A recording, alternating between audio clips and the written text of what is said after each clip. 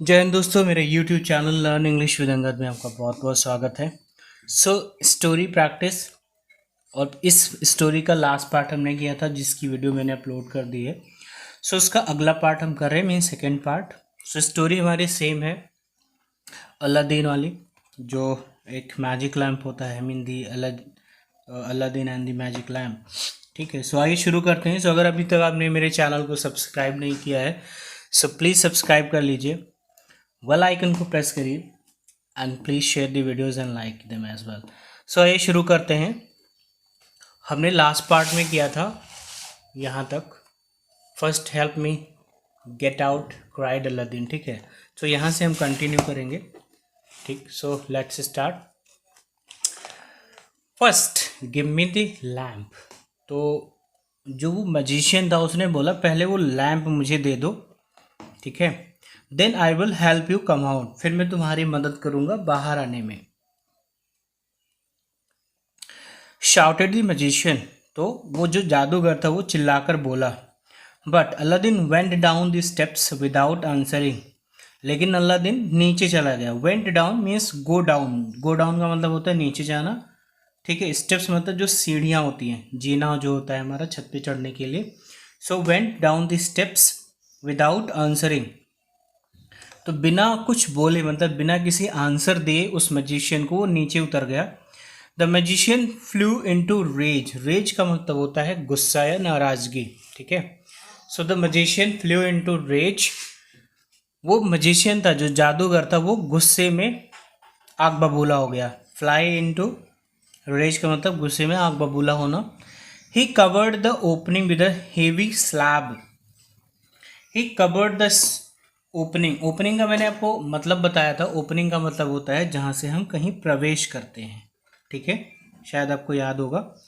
ठीक है, ही कवर्ड, और क्या कवर कर दिया, ओपनिंग को। ठीक है, ही कवर्ड द, ये यहाँ पर he covered the opening with the heavy, heavy का मतलब भारी। ठीक है, और स्लैब का मतलब होता है पत्थर की पटिया। ठीक है, मतलब ऐसा कुछ जो बड़ा सा पत्थर हो या जिसको हम तख्ती के आकार का कुछ बोल सकते हैं। ठीक है, चौकी के आकार का। पत्थर का पटिया बोला जाता है स्लैब को। तो उसको उठाया और उस बड़े से ओपनिंग के दरवाजे पर उसने उसको रख दिया, ताकि वो जहाँ से वो निकल सकता था वो चीज़ वहाँ से ब्लॉक हो गई, बंद हो गई। ठीक है, नाउ अलादीन वॉज टेरिबली, यहाँ पर मैं आपको दिखा दे रहा हूँ। Aladdin was terribly afraid because he was all alone. Aladdin was terribly, terribly का मतलब बहुत ज़्यादा, एफ्रेड का मतलब भयभीत या डरा हुआ।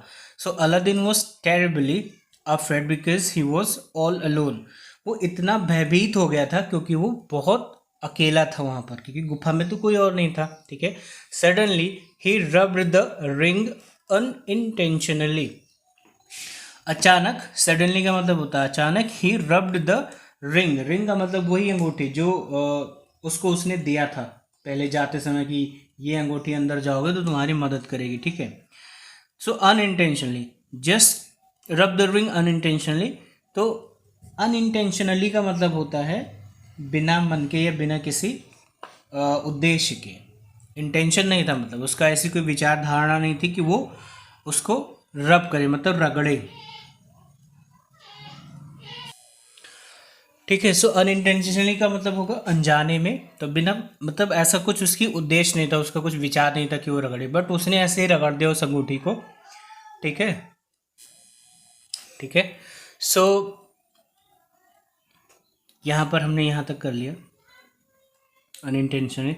Just then an amazing figure appeared from the ring, just then तभी एन अमेजिंग फिगर अपीयर्ड, एक अमेजिंग का मतलब आप बहुत ही रुचिकर या ज़्यादा प्रिय को बोल सकते हैं। ठीक है, तो कुछ ऐसा जो देखने में अच्छा था, अमेजिंग का मतलब। एन अमेजिंग फिगर, फिगर का मतलब होता है जिसे हम फिजिक भी बोलते हैं। ठीक है, तो एक बहुत ही सुंदर प्रकार का एक आकृति, फिगर का मतलब हम यहाँ पर आकृति से ले लेंगे, मतलब किसी की बनावट, संरचना जिसको हम बोलते हैं फिगर। ठीक है, एक बहुत ही सुंदर आकृति प्रकट हुआ, अपीयर्ड मतलब प्रकट हुआ सामने, फ्रॉम द रिंग, उस अंगूठी से। I am the Jini of this ring, I am the Jini of this ring. ठीक है, तो वो जो अपीयर हुआ, जो प्रकृति आकृति अपीयर हुआ, उसने बोला आई एम द जिनी, तो उसने अपना नाम बताया जिनी। ठीक है, I am the Jini of this ring, मैं इस अंगूठी का जिनी हूं। ठीक है,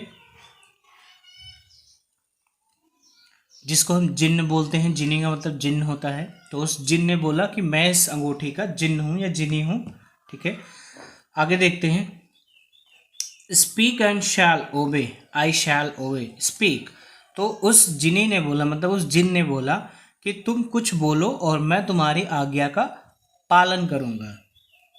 ठीक है, स्पीक एंड आई शैल ओबे, तो तुम कुछ भी बोलो, जो मास्टर होता है मतलब मालिक होता है, वो जो भी बोलता है नौकर को, वो उसके लिए आज्ञा होता है। तो वैसे ही इस जिनी ने बोला स्पीक एंड आई शैल ओबे। ओबे का मतलब होता है आज्ञा पालन करना, किसी की बात को मानना। ठीक है, तो उसने बोला आप आज्ञा दो, मैं तुम्हारी आज्ञा का पालन करूंगा, मतलब ओबे। हिज वॉइस बूम्ड, बूम्ड का मतलब एको। ठीक है, उस गुफा में उसकी आवाज़ गूंज पड़ी। I want to go home, wailed Aladdin, I want to go home. उसने बोला मैं घर जाना चाहता हूँ। किसने बोला? अलादीन ने बोला। वेल्ड अलादीन, वेल्ड का मतलब होता है दुख में कुछ बोलना, मतलब उदास होकर कुछ बोलना। ठीक है,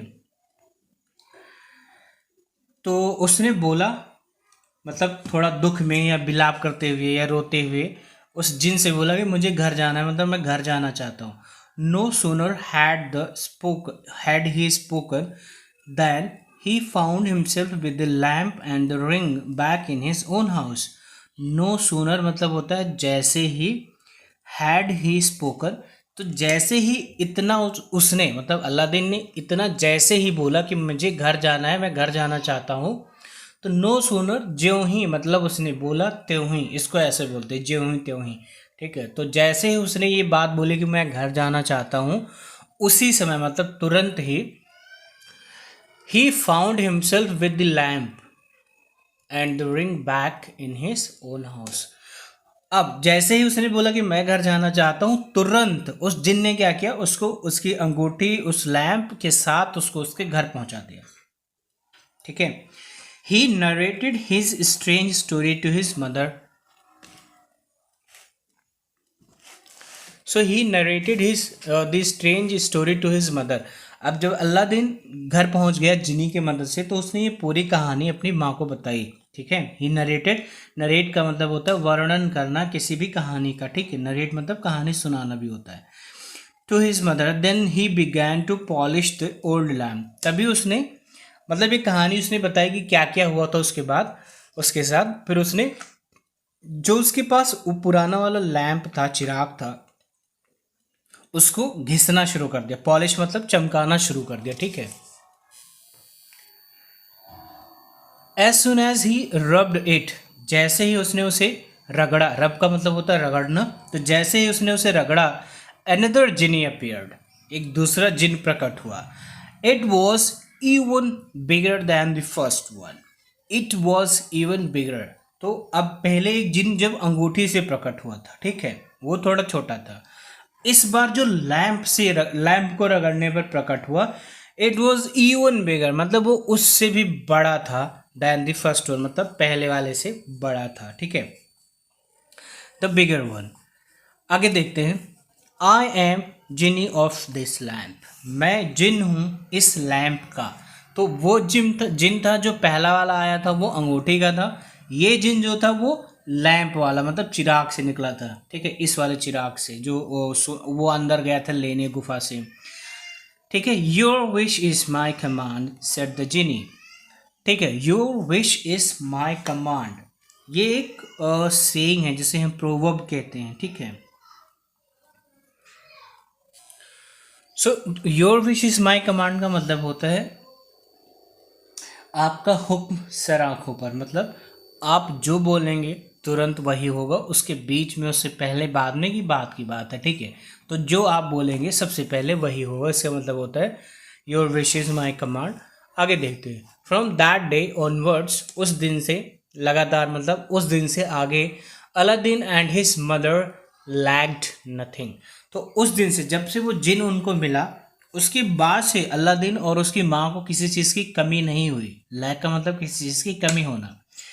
दे wished whatever they wanted and two genies provided them as years went by। Provided them, यहाँ तक देखते हैं। They wished whatever they wanted. तो दे विश्ड मतलब वो चाहत करते थे, वो उस चीज़ की ख्वाहिश करते थे जो भी वो चाहते थे।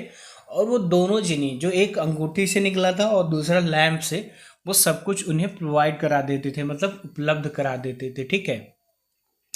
एज ईयर्स वेंट बाय, जैसे जैसे साल बीतते गए, Aladdin grew into a tall and handsome young man. Aladdin grew into a tall and handsome young man. Grow का मतलब होता है बढ़ना या उगना, तो यहाँ से किसी की शरीर की वृद्धि के बारे में बात हो रही है। So as years went by, जैसे जैसे साल बीतते गए, Aladdin grow into a tall and handsome young man.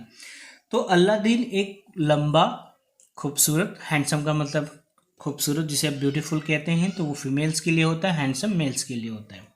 ठीक है। एंड यंग मैन, तो एक नौजवान खूबसूरत लंबे आदमी की तरह वो ग्रो हुआ। ठीक है दोस्तों, तो आज की स्टोरी के पार्ट में बस इतना ही। प्लीज़ मुझे बताइएगा कि आपको क्या नहीं समझ में आया। मिलते हैं अगली वीडियो में। अगर अभी तक आपने मेरे चैनल को सब्सक्राइब नहीं किया है सो प्लीज़ कर लीजिए, वीडियोस को लाइक एंड शेयर ज़रूर कर दीजिए। Thank you so much for watching and supporting me. Have a great time. Bye bye, take care.